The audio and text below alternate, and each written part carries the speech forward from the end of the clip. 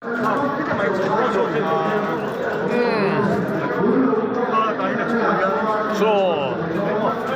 lấy mét giờ này.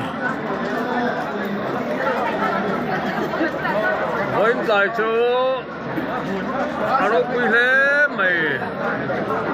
Tôi nói hiện cho đó rằng đã có khát về lên đó.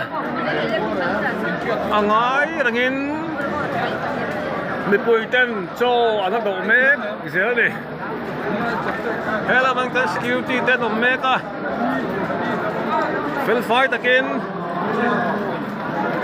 Oh, chưa vậy. Phil fight again. Wine conference kan bang meka. Thì hiện đã có khát chuang cho anh ấy đó. Anh làm乜bằng mày. Nè, xin khát lệ sang mà bố ra cho cái tiếng mấy ông mga kanti. Đó là hiện. Oleh kita isu kita hết à cái thông tin đây không có là gì lâu hiện anh ấy mút cái này cho đó inline rằng bốc cả có khát xuống mua po thì có kia nên việc sinh cần nó tâm này quân lâm bằng cần khiêu liang quân lâm mà hiện cho ai lòng tâm tất cả lâu mà đã sari về thằng tây chúa đến cho cái cần đồ máy mèo mà nghe cam tin đi từ son cho đồ lâu mình tâm tất cả đâu mà ai cần chief minister giống tất cả đi cũng ai tất cả nên là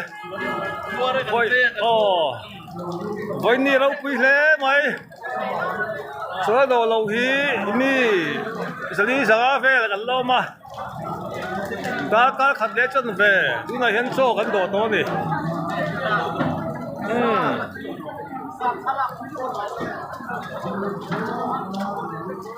với ni he alo tiếng tắc giết anh này he ta câu nào pa ta po he anh lâu lằng he ta kan senior discerning MNF din tu te anh nên đi tay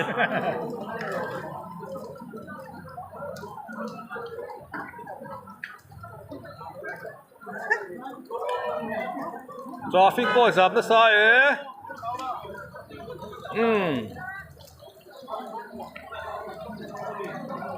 Ole, khati som kha voi ne kan report thai ni ro se